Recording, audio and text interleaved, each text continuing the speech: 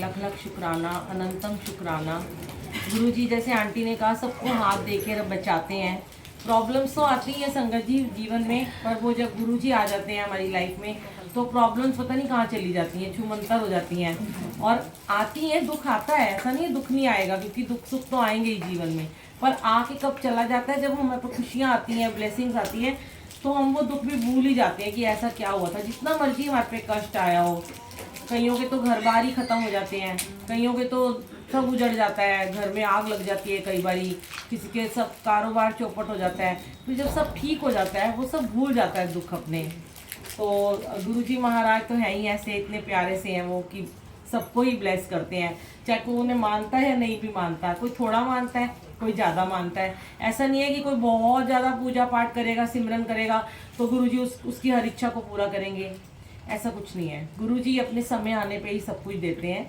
वो ये ऐसे नहीं है कि हम भगवान को पूजा करनी चाहिए। मैं हमेशा एक ही बात कहती हूँ, अपने सिमरन को बढ़ाओ, अपने जाप को बढ़ाओ, अपना ऑरा स्ट्रॉन्ग करो, अपने आप में एक एनर्जी लेके आओ, शक्ति लेके आओ, लेकिन उस एनर्जी का, उस शक्ति का कभी भी गलत फायदा ना उठाओ। अपने गुरुजी महाराज से ना हम शर्तें लगाने बैठ जाते हैं, हमारा ये काम कर दो हम ऐसे करेंगे, हमारा वो काम कर दो हम सत्संग कराएंगे, हमारा ये काम कर दो हम बड़े मंदिर आएंगे। तो ये सारी जो है ना, गुरुजी कभी भी आपकी शर्तों को नहीं मानते हैं। उन्हें पता होता है हमारे लिए क्या अच्छा है और कब देना है, समय आने पे क्या देना है। हम रो लें, पिट लें, आंसू बहा लें, पर जब उन्होंने देना है ना तभी देना है। मैं तो बहुत करके देख चुकी, ये मेरे जीवन के एक्सपीरियंस है। शुरू में अनजाने में ही लगता था कि नहीं, रो रो के मना लो, हर वक्त रोते रहो। कई लोग हैं हर आंसू आते हैं, वो आंसू आते जायज हैं कि जब आप गुरबानी को सुनते हो ना, शब्द गुरबानी को सुनते हो, आपकी आंखों से अश्रुधारा बहती है, तो वो दर्शन होते हैं, वो गुरु दर्शन होता है। और उस समय आपको साक्षात परमात्मा की लिव लगी होती है, साक्षात आपको परमात्मा के दर्शन हो रहे होते हैं, तो हमारी आंखों से अविरल धारा बहती है, अमृत वर्षा होती है। लेकिन कई लोगों की आदत होती है कि बात बात में रोना रोना रोना, रो के हर बात को मनवा लेना। ऐसा कुछ नहीं होता कि हाँ हम हर चीज़ को, कई होते हैं बच्चे होते हैं, कई संगत होती है, मैंने देखा है, वो कहते हैं, बोलते भी हैं हमने तो ऐसे रो रो के कहा हमारी बात पूरी हो गई। उनको नहीं पता उनकी बात क्यों पूरी हुई है, रोने से नहीं हुई है, उनका वक्त आ गया होगा इसलिए उनकी बात पूरी हो गई। अब बड़ी सारी चीज़ें गुरुजी आज सत्संग में बैठे बैठे थॉट्स दे रहे थे। शुरुआत कहाँ से हुई थी कि एक प्यारी सी आंटी को, शायद यहीं बैठी हैं, वहाँ बिठाया था, तो उन्होंने कहा मेरे कान में बहुत तेज ये बज रहा है, वो आगे आके बैठ गई। तो वहीं से मेरे दिमाग में, गुरुजी जैसे मैं बैठी होती हूँ तो मैं सोचती हूँ, इतने रोज सत्संग में जाती हूँ, क्या क्या सत्संग शेयर करवाते हैं गुरुजी, क्योंकि पल पल की ब्लेसिंग है, पल पल के शुक्राने हैं, पल पल गुरुजी दिखाते हैं अपनी महिमा, अपने एक्सपीरियंस दिखाते हैं। रोज हमारा सत्संग बहुत होते हैं, पर कई बार ना गुरुजी किसी के एक वर्ड से ही ना एक पुराना सत्संग याद दिला देते हैं। तो उस समय तो सत्संग शुरू हो चुका था, तो हम कुछ नहीं कह पाते संगत को कि चलो ठीक है, आपको तेज आवाज़ लग रही है, आप आगे बैठ जाओ, आपसे नहीं बर्दाश्त हो रही है। लेकिन अचानक से गुरुजी ने मुझे याद दिलाया कि हमारे घर में एक आंटी थी, अमृत वेला में आती होती थी डेली। पहले शुरू में जब अमृत वेला होता था तो वो आंटी आती थी और उनको ना सुनाई नहीं देता था बिल्कुल भी, उनको मशीन लगाई हुई थी उन्होंने कान में। तो गुरुजी ना उनको ना बिल्कुल जहाँ हमारा स्पीकर पड़ा होता था ना उसके पास ही बिठाते थे। वो सबसे पहले आती थी हमारे घर में और सबसे पहले वहीं आके बैठ जाती थी, क्योंकि उन्हें सुनता तो था ही नहीं ना। अब मुझे नहीं पता कि वो यहाँ क्यों बैठती हैं। बड़े दिनों के बाद उनकी डॉटर इन लॉ ने मुझे बताया कि मम्मी को सुनाई नहीं देता, मम्मी को मशीन लगी हुई है कान में। अच्छा, मैंने कहा इसीलिए बैठ जाती होंगी, इन्हें कुछ सुनाई तो देता नहीं है, तो इतना तेज स्पीकर चल रहा है। लेकिन क्या किया गुरुजी ने कि आप देखिए कि धीरे धीरे उनकी मशीन ही हट गई और उनको सुनाई देना शुरू हो गया। तो हमारे हर गुरुजी की ना छोटी से छोटी ब्लेसिंग में भी ना संगत जी कुछ ना बात छुपी होती है, याद रखना। कोई ना कोई महिमा, कोई ना कोई उनकी लीला रच रहे होते हैं वो। इसीलिए कहते हैं कि जहाँ आपको सेवादार बिठाए ना, आपको वहीं बैठना चाहिए।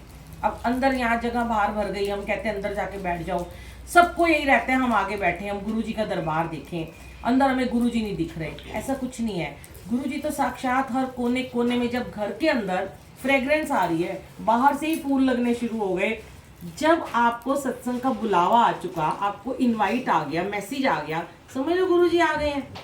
तो गुरुजी की जो गुरबानी सुन रहे हो, जो भजन सुन रहे हो, वो गुरुजी है उसके अंदर, बानी में ही गुरु है। अब वो साक्षात रूप में अगर आप देखते हो, ठीक है, सबको अच्छा लगता है, लेकिन अगर आपको आगे बैठना है, यहाँ बैठना है, जल्दी आया करो। देर से आओगे तो पीछे ही जाके बैठोगे ना। तो उसमें भी इधर उधर झांक झांक के देखे हम, गुरुजी नहीं हमें दिख रहे, मन के भाव से, मन के अंदर गुरुजी को अपने देखा करो कि गुरुजी हैं, मेरे मन में गुरुजी विराजमान है। जब आपने अब आंखें तो बंद करनी है ना, तो यहाँ बैठ जाओ, अंदर बैठ जाओ, लिव तो लगानी है। लिव कैसे लगती है? जब यहाँ रूह में साक्षात परमात्मा के दर्शन होते हैं। धन धन गुरु दर्शन कहते हैं, वो दर्शन जो है ना वो यहाँ होने चाहिए। वो आंटी के ऐसे से कान ठीक हुए। फिर मुझे आज गुरुजी ने, मैंने कहा गुरुजी आज ये क्या याद दिलाई जा रहे हो, एक जरा सी आंटी ने ये क्या कह दिया, इतने सत्संग याद दिला दिए। फिर आज गुरुजी ने कहा किसी के ऊपर ही सत्संग शेयर करने हैं, तो रोज बड़े टाइम से तूने किया नहीं है। कई बारी गुरुजी कोई सत्संग, कल भी मैंने यही बोला था, नोएडा में हम आए थे, कि कोई कोई सत्संग गुरुजी बार बार शेयर कराते हैं, लेकिन वहाँ पे संगत तो दूसरी होती है। उसने तो नहीं सुने होते हमारे सत्संग। अब यूट्यूब पे तो मैंने डाले हुए हैं, लेकिन कई बार क्या होता है, आप लोगों ने भी इतने 900 सत्संग है नहीं सुना होगा, वो यहाँ सुना के आपको कौन सी ब्लेसिंग देना चाहते हैं तो मालिक ही जानते हैं। फिर एक गुरुजी ने मुझे दिखाया विजन में कि एक हम अंध महाविद्यालय में गए थे, तो वहाँ पे एक जो सारे बच्चे थे, 180 बच्चे थे, सब ब्लाइंड थे। ऊपर से 3rd फ्लोर से हम उन्हें पकड़ पकड़ के लेके आ रहे थे, हाथ पकड़ पकड़ के दर्शन करा रहे थे, बिठा रहे थे। बड़ा मुश्किल था उनके हाथ में चाय का गिलास देना कि गिर ना जाए, दिखता तो है नहीं उनको, चाय पीना, फिर उनके हाथ से गिलास लेना। मतलब एक तरह से बहुत थका दिया था उस दिन गुरुजी ने, मुझे तो बहुत ही थका दिया था क्योंकि मैं झुक रही थी बार बार। पर कोई बात नहीं, वो सेवा होती है, जैसे वो हमारे कर्म कटवाते हैं। तो एक लड़का बिल्कुल जैसे ये पल्लवी आंटी बैठी हैं, बिल्कुल ऐसे ही वहाँ मेरा स्पीकर था और गुरुजी का स्वरूप लगा था और वहाँ बैठ गया था। तो जब कुछ बच्चे ऊपर चले गए, फिर थोड़े से बैठे रहे, तो हमने लास्ट में सत्संग के बाद उनसे पूछा कि देखो ना गुरुजी क्वेश्चन भी कैसे ही करवाते हैं। और कोई उस समय जब मैं बात करती हूँ ना, शायद मेरे सेवादार या मेरी संगत मुझे बेवकूफ़ी कहते होंगे कि आंटी को क्या दिमाग नहीं है इनके अंदर। मैं उनको खड़े होकर पूछ रही हूँ कि तुम सबको कुछ दिखाई दिया गद्दी में? ये नहीं पता उनको, किसको दिख ही नहीं रहा। गुरुजी कहलवा रहे हैं कि तुम्हें हमारे गुरुजी कैसे लगे हैं। जब वो गद्दी पे आके हमारे गुरुजी ना यहाँ बैठ गए हैं, मैं उनको ये कह रही हूँ, तो आधे लोग जो बाहर से सेवादार आए थे, बहुत संगत आई थी, तो उन्होंने सोचा आंटी शायद बेवकूफ़ बना रही है इनको। तो मैंने कहा कि तुम्हें जो यहाँ पे हमारे ना गुरुजी आए थे, तो तुम सबको कैसे दिखाई दिए अंदर, आत्मा से तुम्हें कैसे दिखे?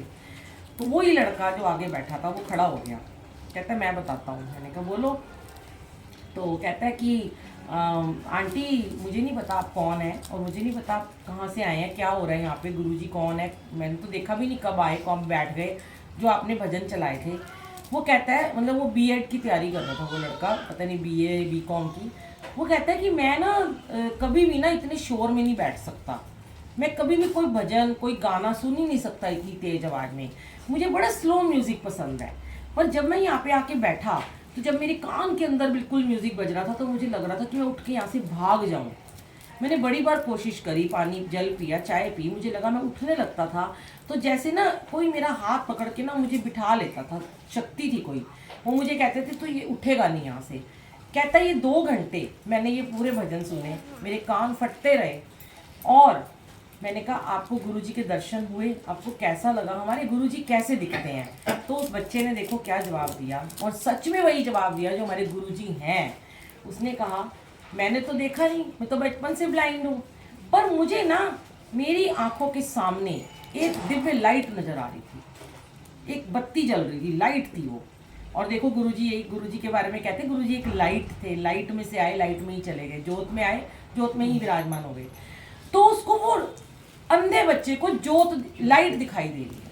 क्या लीला गुरुजी, क्या करिश्मा है। फिर वो कहने लगा कि अब मैंने ये सोचा है कि आपने जितने भी भजन चलाए हैं सारे मुझे भेज देना व्हाट्सएप पे। मैंने कहा तू व्हाट्सएप चलाता है? कहते हैं हाँ। मुझे तो समझ नहीं आई भी, मेरे को उस समय इतना पता नहीं था कि ये लोग सब कुछ कर लेते हैं। वो कहता है मैं सब कर लेता हूँ।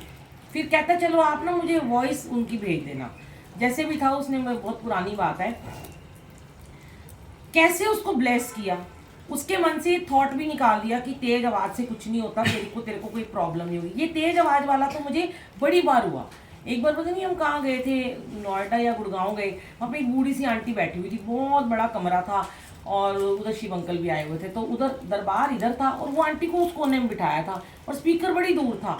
थोड़ी थोड़ी देर में जाए स्पीकर की आवाज़ कम कर दे, थोड़ी थोड़ी बड़ी बूढ़ी थी। मैंने कहा आंटी तुम की करते पे हो, लोग तो सुन रहे हैं। अब आपको मैं बताती हूँ हम आवाज़ तेज़ करते क्यों हैं। कई बारी आपने देखा हो किसी किसी घर में म्यूज़िक बड़ी धीरे धीरे आवाज़ में चलता है, आपकी पहली बात तो उसमें लिव ही नहीं लगती। किचन में कुछ सेवा हो रही है, खट खट खट आवाज़ आएगी, आपस में कोई जरा सी खुसफुस आएगा उसकी आवाज़ आएगी। तेज आवाज़ में म्यूज़िक हम इसलिए चलाते हैं शब्द गुरबानी कि हमें एक दूसरे का कुछ सुनाई ही ना दे। आपको पता है जब मैं छोटी थी ना, तो मुझे कुछ किसी ने ये बात नहीं बताई थी कि बोल बोल के अकेले हो। दो बातें हैं, याद रखना, कंफ्यूज मत होना। जाप हमेशा अगर अकेले में करते हो तो ऊंचे बोल के करो, लेकिन अब समूह में करते हो तो मन में करो। सामूहिक जब बैठे होते हो, हम क्यों कहते हैं आप अपने मन में भजन बोलो, तेज तेज मत बोलो, क्योंकि वो जो रागी बोल रहे हैं उनकी आवाज़ में खोना है, नहीं तो एक दूसरे की अलग अलग आवाज़ें आती रहेंगी, वो कौन सी लय में बोल रहा है वो कौन सी, इसलिए हम मना करते हैं। लेकिन अगर आप अमृत वेला करते हो, सुबह उठ के बैठते हो, अकेले में बैठ के जाप करते हो, तो मैंने बचपन से ही ना, मेरे को आदत थी कि जब मैं स्कूल में अपनी पढ़ाई भी करती थी तो मैं बोल बोल के याद करती थी, मुझे याद हो जाता था। जब मैं मन में करती थी मुझे सब भूल जाता था। फिर जब मैं थोड़ी बड़ी हुई, जब मैं सिमरन करने लगी वाहेगुरु वाहेगुरु वाहेगुरु का, तो मैं बोल बोल के करती थी। मैं सुनती थी वो कैसे करते हैं, जब अकेले में करती थी। तो मैंने बहुत बारी, गुरु जी से जुड़ने से पहले की बात है, हमारे रैन सवाइयाँ होती थी, तो मैंने बड़ी रैन सवाइयाँ अटेंड की और फिर मैं खुद भी जाती थी करने। उसमें हम मुंह से बोलते हैं, वही पहले धीरे बोलते हैं ऐसे वाहे गुरु वाहे गुरु, फिर बोलते हैं वाह गुरु वाह गुरु वाह गुरु वाहे गुरु वाहे गुरु वाहे गुरु, ऐसे करके बुल्ली भी लग जाती है। तो उस समय अकेले हो आप, ओम नमो शिवाय आजकल हम जाप करते हैं, तेज आवाज में करोगे लिव लगेगी। सुबह उठ के अगर अमृत वेले में कान में लीड लगा लोगे, मन में करोगे, पक्का नींद आएगी आपको। सबसे बड़ी बात है, तेज आवाज इसलिए भी चलाते हैं, आधे लोग तो सो ही जाते हैं धीरे आवाज में, ये भी बहुत सारे कारण है तेज आवाज में चलाने के। और साथ में जो गुरुजी जिनके कान नहीं है उनको ब्लेस कर रहे हैं, उनको सुनाई दे रहा है, अंधे को दिखाई दे रहा है, गूंगे को बोलना सिखा रहे हैं, उनकी गुरबानी से ही तो हो रहा है ये सब। किससे हो रहा है?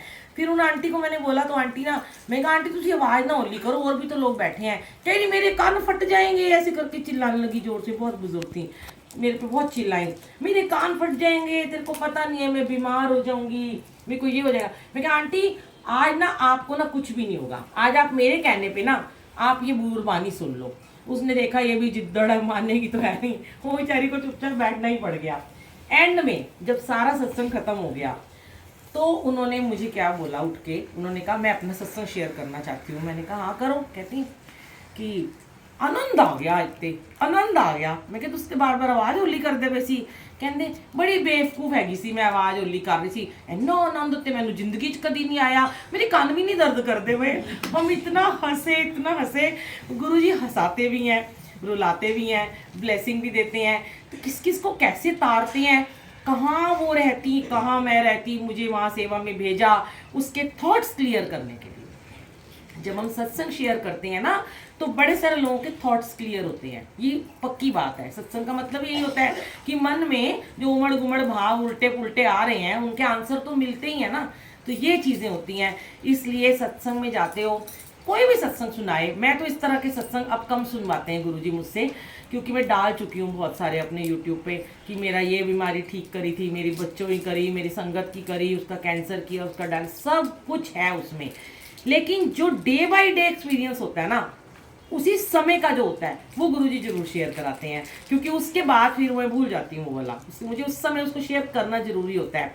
फिर संगत के मैसेजेस आते हैं यूट्यूब से कि हमें तो आंसर मिला, हमारे मन में ये भाव था, हमारे मन में ये भाव था। ऐसे ही प्रसाद को लेके होता है कि जो प्रसाद छोड़ देते हैं, साइडों में छुपा लेते हैं, खाते नहीं है, जूठा छोड़ देते हैं, मट्टियाँ चाय, मैंने देखा है कोने के यहाँ तो बहुत प्यारी संगत बैठी है, सबने अपना प्रसाद खाया पूरा, क्योंकि आप लोग जुड़े हुए हो। देखो जो गुरु से जुड़ा है उसको तो पता है मर्यादा क्या है, डिसिप्लिन क्या है। जो पहली बार आता है, जो नई संगत है, उसको नहीं पता, इसीलिए उसको हम बताते हैं। उस समय उन्हें बुरा लगता है, कई बार कोई कहता है हमने तो आज तक चाय नहीं पी है। कई लोग मुझे बोलते हैं, अभी 4-5 दिन पहले एक अंकल कहते हैं मैंने ज़िंदगी में चाय नहीं पी 50 साल में, आवाज़ कैसे पी लूँ। मैंने कहा आज ये चाय नहीं, ये दवाई है, पी लो। कहते नहीं मैं तो नहीं पी सकता। मैंने कहा आपको तो पीनी पड़ेगी। मेरे कहने से ले ली हाथ में।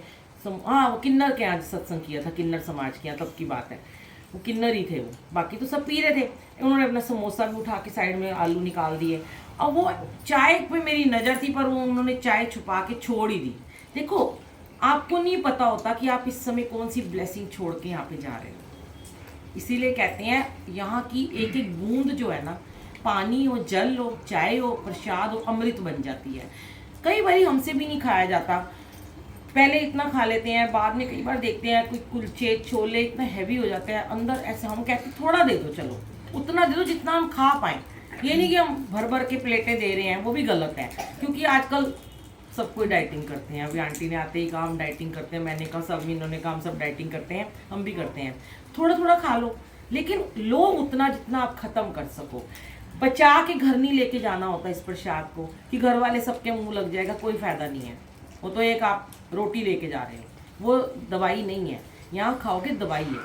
तो अपना प्रसाद यहीं पे ख़त्म किया करो और अपना कनेक्शन डायरेक्ट 1 to 1 गुरु जी से बनाया करो। जो भी यहाँ गुरबानी सुनने को मिलती है उस शब्द में खो जाया करो। ये वहम निकाल दो कि मैं आगे नहीं बैठा, मैं पीछे नहीं बैठा। क्योंकि जब हम रोज़ सत्संग में जाते हैं ना, हम उतना मैनेज नहीं कर पाते कि पहले जैसे मेरे घर में जब सत्संग होता है, सबको पता है हमारा एक रूम बना हुआ है बड़ा, इतना लंबा गुरु जी का। तो मंथली सत्संग में 100-150 संगत आती है। तो हम क्या करते हैं, हम पहले अंदर बिठाते हैं 15-15 मिनट, 15 मिनट बाद उन्हें बाहर लेके जाते हैं। फिर बाकी संगत को 15 मिनट दरबार में बिठाते हैं। हम दरबार में कुछ खाने पीने को नहीं देते हैं, हम बाहर ड्राइंग रूम में खिलाते हैं। तो सारी संगत को 15-15 मिनट बैठने का मौका मिल जाता है दरबार के आगे। पर घरों में जब सत्संग होता है तो हम इतना मैनेज ये चीज़ नहीं कर पाते। कोशिश बड़ी करती हूँ कि मैं यहाँ भी ऐसा करूँ, पर उसमें होता क्या है, फिर संगत बड़ी कंफ्यूज हो जाती है। क्योंकि वहाँ मैं एक बात कहती हूँ कि जहाँ आप बैठते हो ना, वहीं पे बैठा करो। वहाँ का एक ऑरा बन जाता है, एक एनर्जी होती है। अब ऐसे तो बड़े मंदिर है, बड़े मंदिर में आप जाते हो तो 10 मिनट अंदर बैठते हो, फिर बाकी संगत को बिठाते हैं। तो थोड़ा सा हमने वो सिस्टम शुरू किया है। लेकिन वैसे बैठना अपनी जगह पे चाहिए, जहाँ आपको सेवादार ने बिठाया वहीं बैठो। आप वहाँ बैठे, आप उठ के आगे आ गए, आपकी जगह कोई बैठ गया, जो ब्लेसिंग आपको गुरुजी ने देनी थी वो उसको मिल गई है। जो उसकी जगह पे आप आके बैठ गए हो, पता नहीं वो कौन सी नेगेटिविटी से गुजर रहा था, वो नेगेटिविटी आपको मिल गई, वो आपको पॉजिटिव जगह मिली थी। पर ये चीज़ें ना अभी हम समझ नहीं रहे हैं, अभी हम छोटी छोटी बातें हैं। मुझे इसीलिए गुरुजी रोज़ रोज़ सब चीज़ें शेयर आजकल करवाते हैं कि चलो किसी की तो समझ आए। अब यहाँ तो चलो 50 लोग हैं, पर यूट्यूब पे तो हज़ारों सुनते हैं। अब हज़ारों में से अगर 100 के भी समझ में आ रहा है, 10 के आ रहा है, 20 के आ रहा है, तो वो तो गुरुजी की मर्जी है ना, किस किस को समझाना है। मिलते तो हैं आंसर। तो शुक्राना गुरुजी, सत्संग शेयर कराने का शुक्राना। पता नहीं क्या क्या कराते हैं, मैं तो सोच के भी नहीं बैठती मैं क्या बोलूँगी।